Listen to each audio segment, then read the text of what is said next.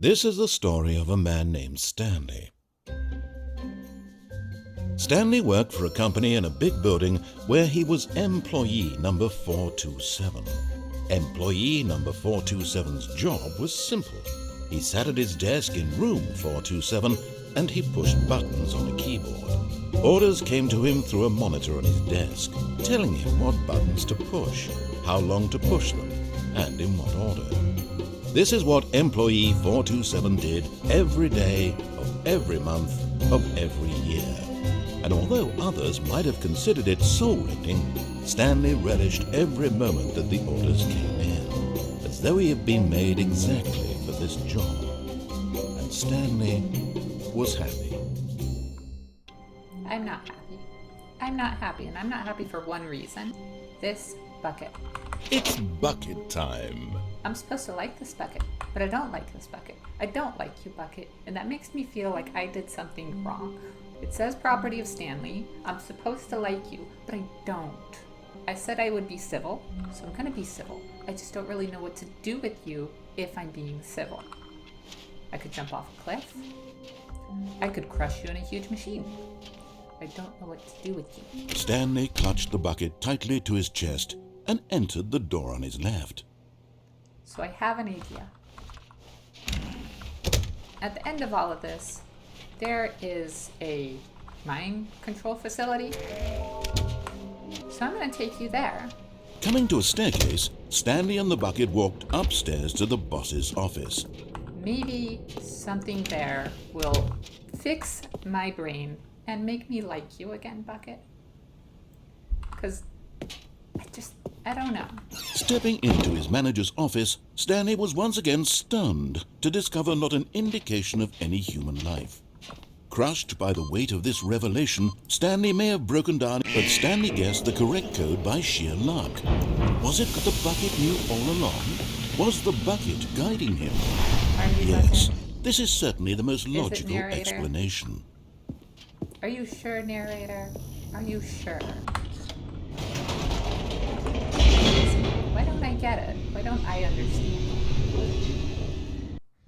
The elevator raced downward, plummeting towards an unknown fate. It would be all Stanley could do to keep himself together, if not for the bucket. Soothing him, comforting him, reassuring that in this darkest moment of uncertainty, he would be all right. The bucket is here for you, Stanley. Everything will be fine. Everything should be fine. I have my bucket, but it's not working. This bucket doesn't make me comfortable. This bucket makes me uncomfortable. Stanley and the bucket walked straight ahead through the large door that read, Mind Control Facility. I could escape. It would be fine. It would be cool. I'm gonna give you a chance, bucket. I really hope this works.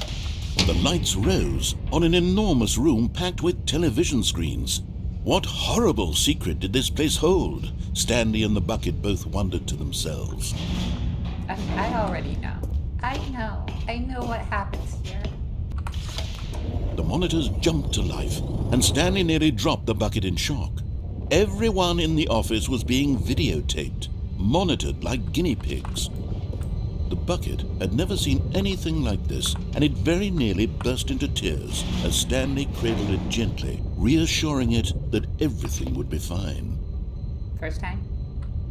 Don't worry, bucket. Everything's going to be fine. Everything's going to be perfect. Was the bucket under the mind control facility's influence as well? Had the bucket been told to do things it didn't wish to do? What kinds of things does a bucket want to do or not want to do in the first place? These questions raced furiously in Stanley's feeble mind. I would like to know what makes you tick, bucket. I would. No! He You. screamed into the bucket. He couldn't accept it.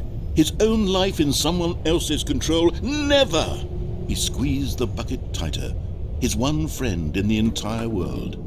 At this point, he could trust no one except for the bucket. Yeah, me and you, bucket.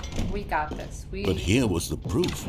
The heart of the operation. Controls labeled with emotions. Happy, or sad or Just the content. happy. I could use some Walking, happy. eating, working, all of it monitored and commanded from this very place. And as the cold reality of his past began to sink in, Stanley decided that this machinery would never again exert its terrible power over another human life. For he and the bucket would dismantle the controls for good.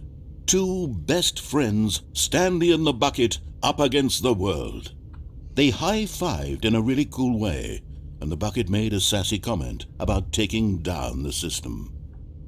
You sure about that, bucket? Like, we could. We've done this before. We tried to do the thing. The system is strong. When at last they came to the source of the room's power, Stanley and the bucket knew it was their obligation to put an end to this horrible place and to everything it stood for. The facility is strong. The facility is intense. The facility won't let us leave. I can't leave. And you can't leave. And as long as I have you, I will never escape. There's this big mind control thing right here that will give me a very different... Hey, duct tape. That will give me a very different escape. But at the last second, the bucket jumped in and pressed the button to turn on the controls. Bucket? Stanley gasped in horror. Had this been the bucket's plan all along? No! To take over the machine and claim the power No. for itself? How could the bucket have betrayed him like this? Stanley was prepared to throw the bucket away in disgust when suddenly an image appeared upon the enormous screen. Did you betray me, bucket? Birds. I tried. Silly birds. The control buttons became active again.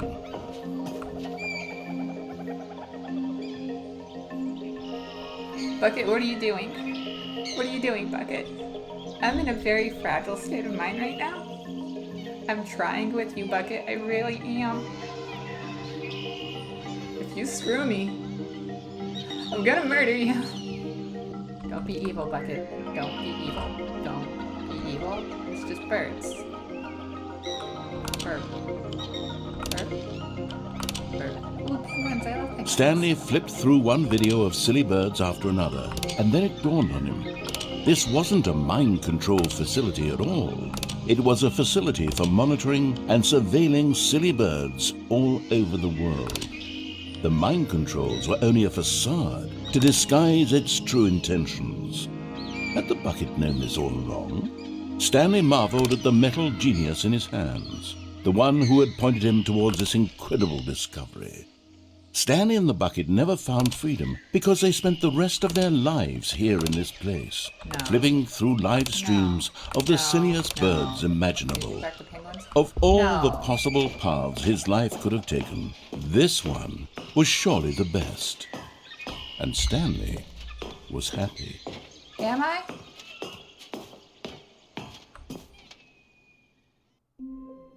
Am I? Okay. I don't know what was up with that bucket. It's bucket time.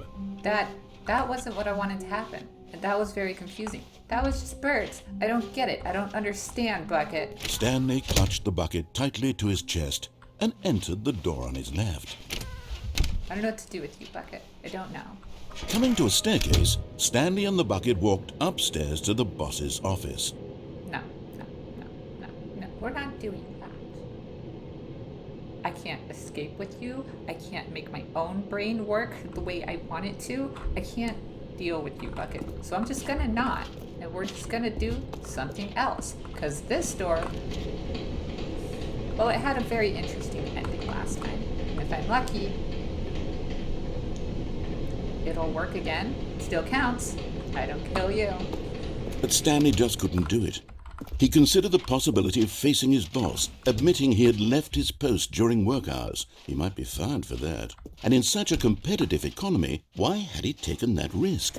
All because he believed everyone had vanished? His boss would think he was crazy. And then something occurred to Stanley. Maybe, he thought to himself, maybe I am crazy. He looked down at the bucket Just in his thought about arms. that? Am I crazy? He asked the bucket. You're The bucket talking to a returned his bucket. gaze, I'm but said talking to a nothing bucket. at all. That's strange, Stanley thought. Usually the bucket is a source of guidance and wisdom for me in difficult times such as No, these. it's not. He held the bucket close, yet felt none of its familiar reassurance and comfort. And that's when Stanley realized, this isn't my bucket. It's just a normal, everyday bucket. Someone else's bucket, perhaps. How That did I means end that up with somewhere someone around else's here there's an bucket? evil This is bucket. all terribly wrong. Surely no good would come from this. Who knows what Where's sorts my of bucket? bizarre hallucinations Stanley might experience without the psychologically grounding presence of his No, bucket. I don't need this right now. Now he noticed that the rooms were repeating, which was, of course, very odd. And now he felt himself floating off the ground. Oh, gracious, he exclaimed. Without my bucket, I've gone truly mad. Where is it? I must find it. Far off in the distance now, he heard it, calling to him. Stanley! Stanley, it's me, the bucket. Could it truly be?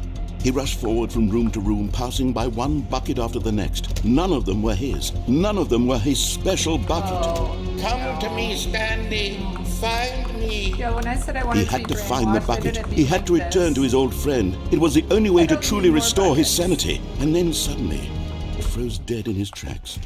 He knew where the voice of the bucket had been coming from. The real bucket was inside No, of him all along. I don't want It it was to be. incredibly painful. Stanley doubled over in agony and blacked out. This is the story of a woman named Mariella. Mariella woke up on a day like any other. She arose, got dressed, picked up her bucket of comfort and security, and walked to her place of work. But on this particular day, her walk was interrupted by the body of a man who had stumbled through town, talking and screaming to himself, and then collapsed dead on the sidewalk. Right away, she knew what the problem was. This man had no bucket. Of course he'd gone mad, ranting and raving about a narrator describing all of his actions and how everything is predetermined and free will is an illusion It is. and it's all just a video game. It could all have been prevented if only he'd taken his bucket with him. Wake up, Mariella. Perhaps he It's didn't a lie. even realize he'd forgotten his bucket at home in the first place. How cruel the world can be, Mariella thought, and she hugged her own bucket even tighter. But of course, she had no time for this. There were a myriad of confusing problems she would soon have to confront at work, for which her bucket would provide absolute guidance and total clarity on everything. Heck yes, she thought to herself, my life kicks ass. And she backflipped all the way to work. You don't know, Mariella. You don't know. There's no free will. It's all predetermined. I tried with you, Bucket. I tried to be civil. You want to let me brainwash myself? You got worse. You made things worse. You made things so much worse. I'm gonna kill you. I'm gonna destroy you, Bucket. You are true evil. Anyone that says they like this bucket is lying to themselves, and they can't see the reality that they have to keep picking it up. They have to keep their bucket for things to move forward. But that's a lie. There is no free will, and this bucket is not reassuring or calming. It's evil. It's bucket time.